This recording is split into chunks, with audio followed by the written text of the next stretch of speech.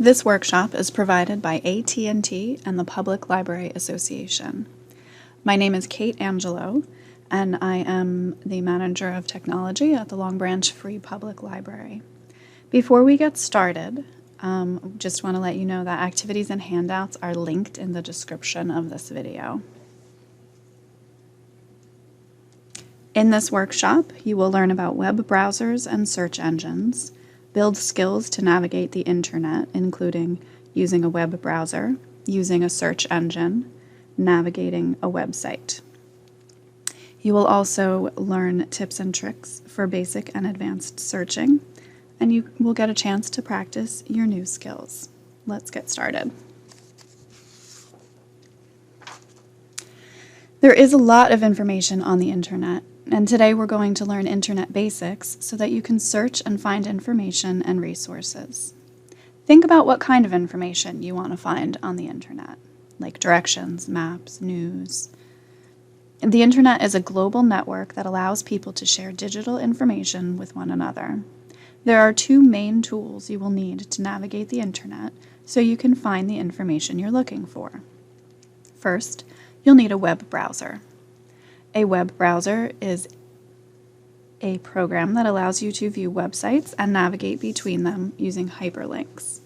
It's used to access web-based applications like email and to store and access documents like photos, forms, and music. Some commonly used web browsers are Microsoft Edge, Mozilla Firefox, Google Chrome, and Apple Safari. Second, you'll need a search engine. A search engine is a website that allows you to look up information and view content on the internet. In today's workshop, we're going to use the Google search engine. Some examples of other commonly used search engines are Bing, DuckDuckGo, and Yahoo. Let's talk about how to use a search engine to find information on the internet. In this workshop, you'll see images from Safari. You can access whatever browser you're using through your menu bar or desktop.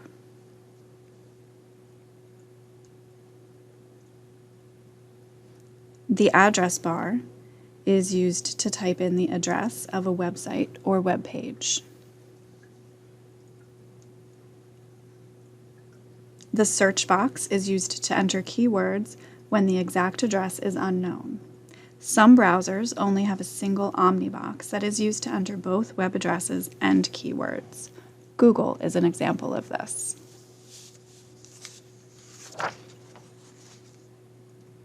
The browser window is how you view and navigate web pages. Within a browser window, you can have multiple tabs. You can also have multiple browser windows open at the same time. You can use tabs to open a web page without closing the current one, so you can navigate back and forth between them. To open a new tab, click the plus sign.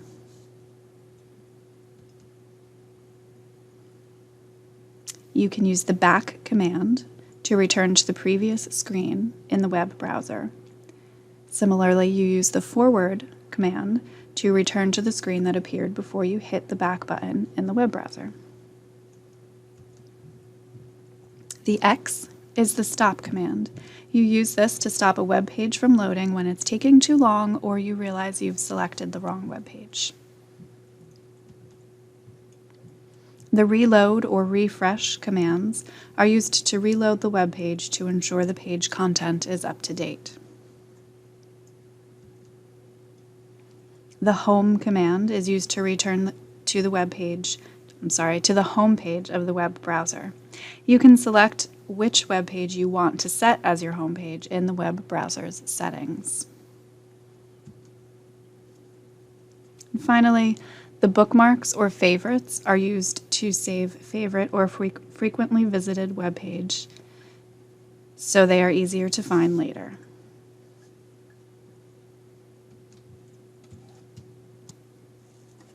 At this time, you can choose to practice what you've learned with activity number 1. I suggest pausing the video to complete the activity while the information is fresh in your mind.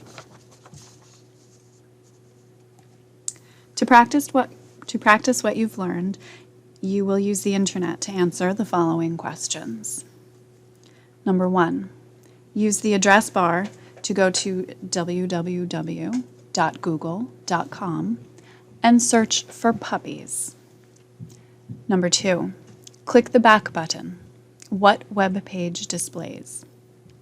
Number 3, click the forward button. What web page displays? Number 4, click on the home page. What web page displays? And finally, number 5, what icon on the browser would you click to bookmark this page?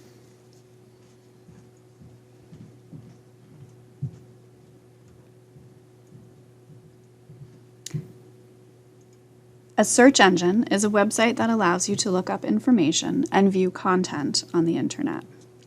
Let's explore how learners can use a search engine to find information on the internet.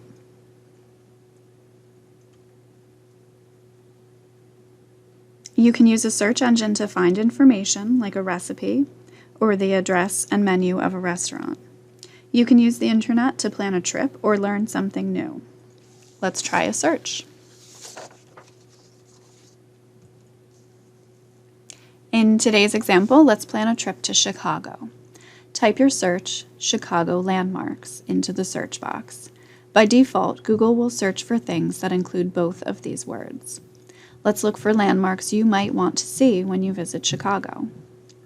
When you begin to type your search, the search engine will display some suggestions of keywords or phrases that are related to your search. You can select one of the recommended searches by clicking on it, or you can complete your own search by typing your term and clicking the Enter or Return key on your computer.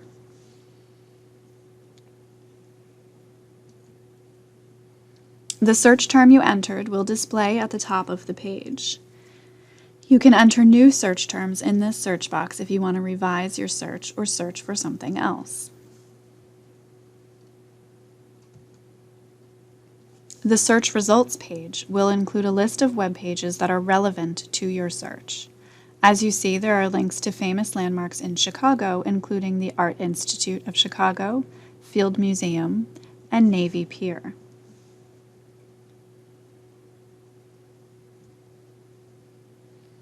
The search results page includes a list of hyperlinks. A hyperlink, also called a link, is an element on the web page that, when clicked, takes you to another document on the internet. In the example you see here, items highlighted in an orange box are examples of links. When you click each link, it will bring you to a different page.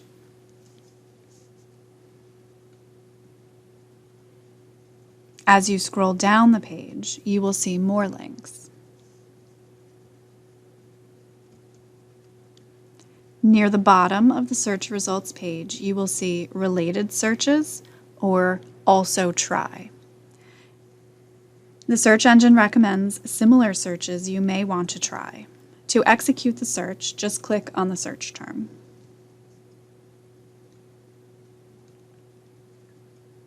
To see additional results, use these links to see other web pages that are relevant to your search. Clicking Next or the right arrow takes you to the next page. You can also go to a specific page of results by clicking on the page number. In today's lesson, we are using Google as a search engine to show how ads display in search results. They often appear at the top of your search results. There is nothing wrong with using the links from the ads, but it is good to be aware of the difference between the links on the page that are part of your search results and those that pay to be on that page.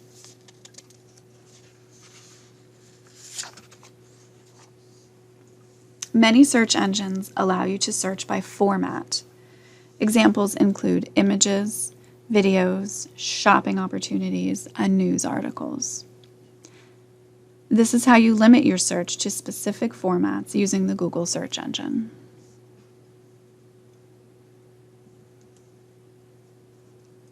When you click on one of the format types, it will display items related to your search. In this example, when you click on the word images, images of Chicago landmarks display. To get back to the full list of search results, click on All. You can also click the Back button.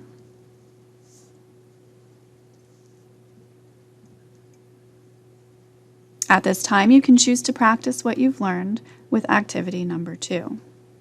We will go through the activity together.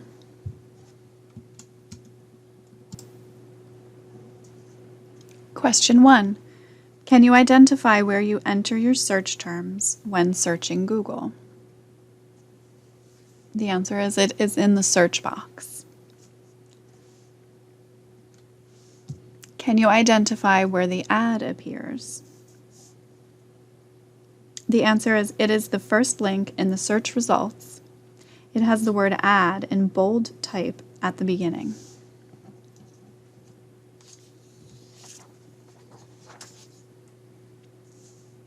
Our third question. In this example, there are 2 ways to get to a map. What are they? The first is the Maps link under the search box, and the second location is the map on the right-hand side of the screen.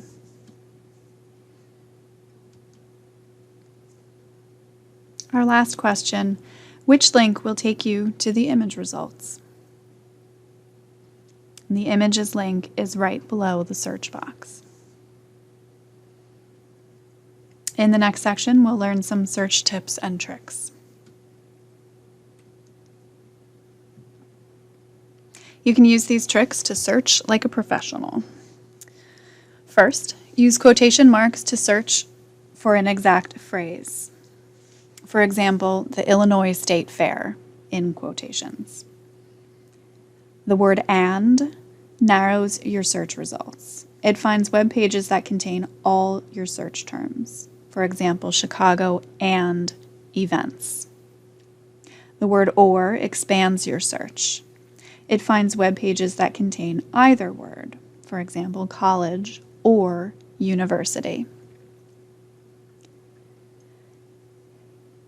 You can exclude terms from your search results by using the minus or dash symbol. For example, cardinal dash baseball.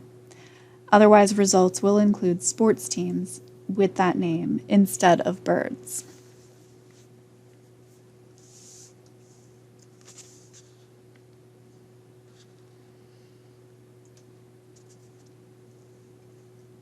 When reviewing your search results, you can review the search results list before clicking on a link. You can check multiple pages before using a new keyword search. You can use also try or searches related to if you can't find a web page. Try using the recommended searches feature, which is available on most search results pages.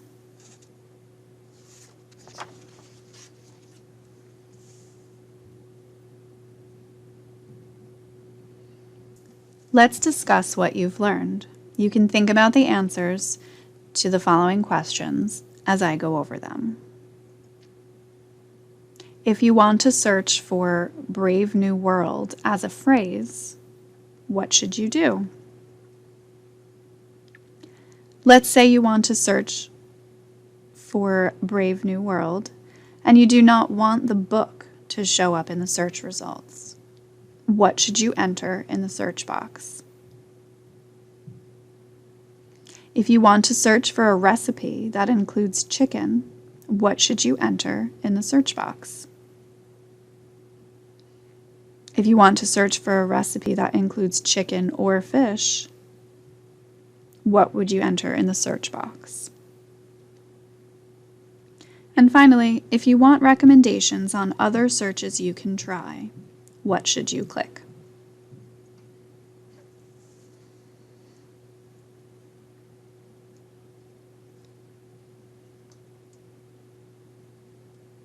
When you search for information using a search engine, the search results will return web pages that match your search. Let's learn how to navigate different parts of a website to find the information you're looking for. As a reminder, a website is a collection of web pages that provide information about a particular business, group, organization, or person. Here we see the Salt Lake City Public Library website. Let's look at the most common sections of a website. Most websites have a menu of navigation choices at the top of the page. Many menu choices outline the main sections of the website. You can click on these sections to browse around the site. You can often find your way around on a website using the navigation menu, since the sections serve as directions to where you're going. Most websites include a navigation menu. This menu is a collection of links to the main sections of the website. Navigation menus usually appear near the top of the page.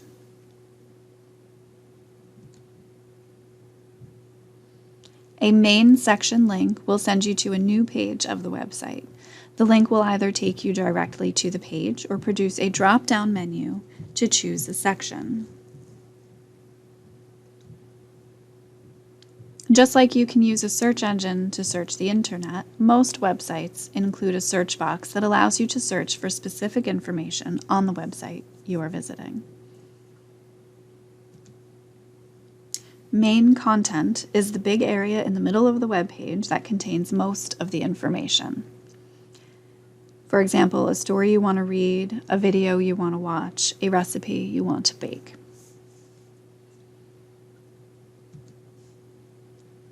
A footer appears at the bottom of the page. If you scroll all the way down to the bottom, you will see it.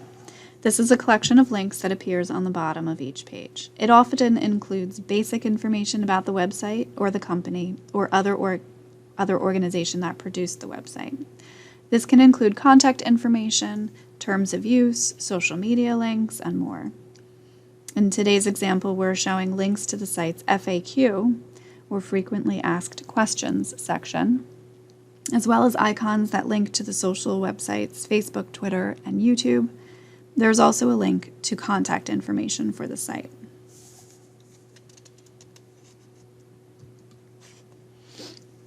In addition to the main navigation, some sites also include sidebar navigation. The sidebar navigation is a collection of links that allows you to navigate to information in a particular section of the website. The sidebar is a little bit like the table of contents in a book.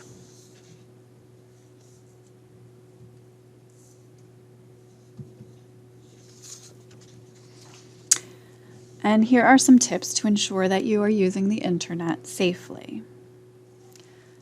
First, secure websites usually begin with HTTPS or show a lock icon or message to alert you that the website owner employs their own security team to ensure encryption of your information. Fake URLs. Sometimes fraudsters create a fake URL as part of an online scam.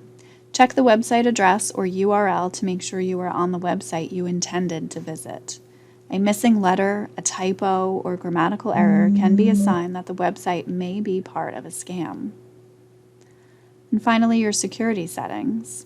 Check these in your web browser to view and set your security preferences.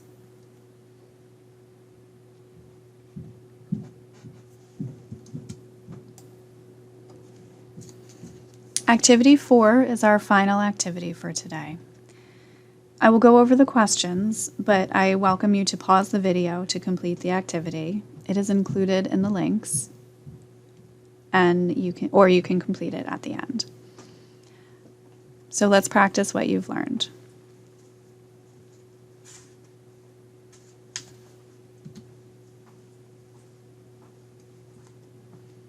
You can use a web browser to visit www.digitallearn.org and answer the following questions to complete the following tasks.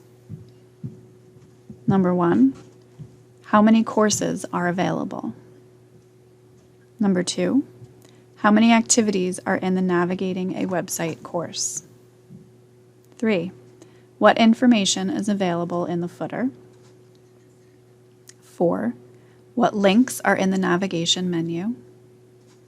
5, list one resource that is linked on the web page. 6, are there ads on the website? If yes, how many? And 7, does the website have a search function?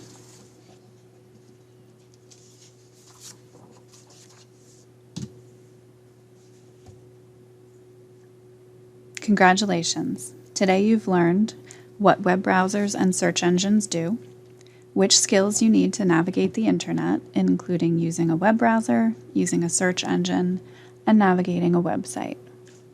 You've also learned some tips and tricks for basic and advanced searches.